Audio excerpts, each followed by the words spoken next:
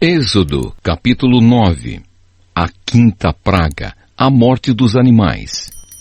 O Senhor Deus disse a Moisés: vá falar com o rei e diga que o Senhor, o Deus dos Hebreus, diz o seguinte: deixe que o meu povo saia do país a fim de me adorar. Pois se você não deixar e continuar impedindo que ele vá, eu o castigarei com uma doença horrível que atacará todos os seus animais, isto é, os cavalos, os jumentos, os camelos, o gado, as ovelhas e as cabras. Farei diferença entre os animais dos israelitas e dos egípcios, e não morrerá nenhum animal dos israelitas.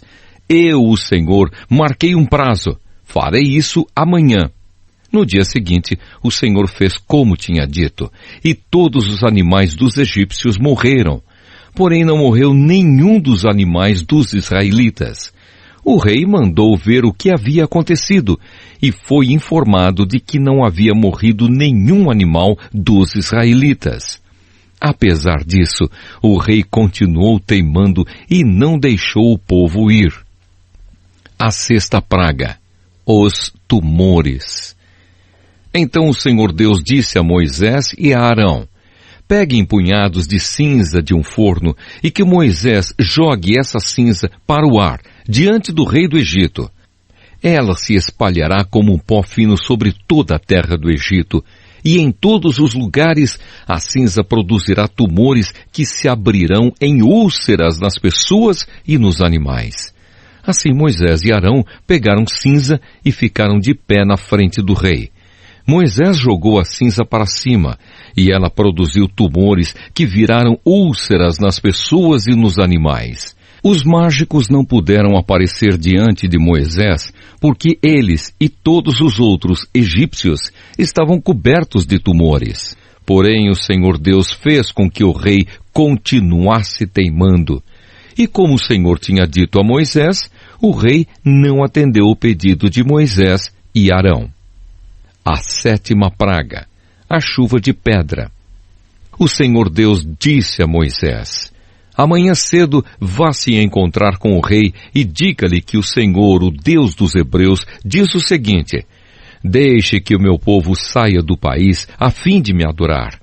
Pois desta vez eu vou fazer todas as minhas pragas caírem sobre você, sobre os seus funcionários e sobre o seu povo, para que você fique sabendo que em todo o mundo não há ninguém como eu. Se eu tivesse atacado você e o seu povo com doenças, você já teria sido completamente destruído.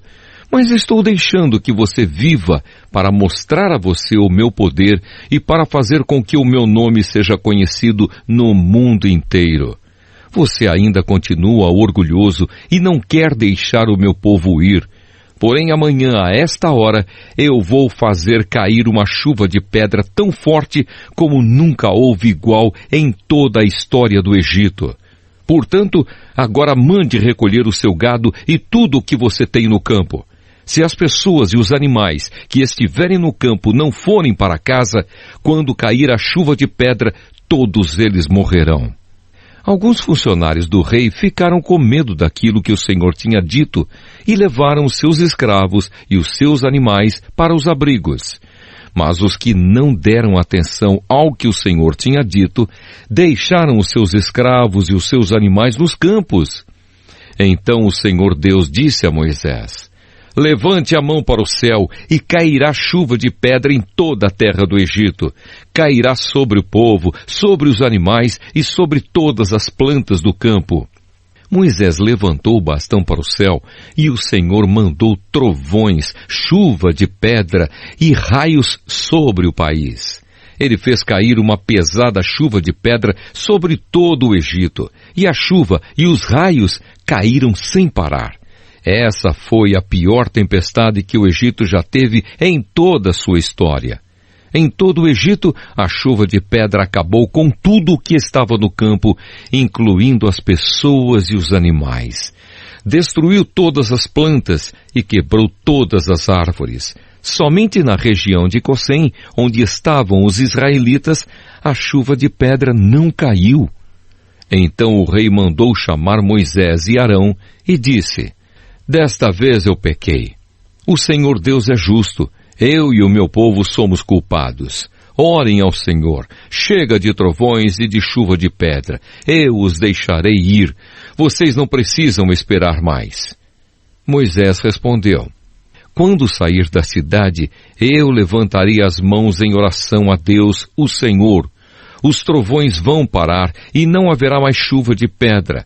Isso para que o Senhor, ó Rei, fique sabendo que a terra é de Deus. Mas eu sei que o Senhor e os seus funcionários ainda não temem a Deus, o Senhor. O linho e a cevada foram destruídos, pois a cevada já estava com espigas e o linho estava em flor. Porém o trigo e o centeio não foram destruídos, pois ainda não haviam brotado. Depois de ter estado com o rei, Moisés saiu da cidade e levantou as mãos em oração a Deus, o Senhor. Aí os trovões, a chuva e a chuva de pedra pararam. Porém, quando o rei viu que tinha parado de chover e que não trovejava mais, nem caía chuva de pedra, ele tornou a pecar. Ele e os seus funcionários continuaram teimando, e como o Senhor tinha dito por meio de Moisés, o rei não deixou que os israelitas fossem embora.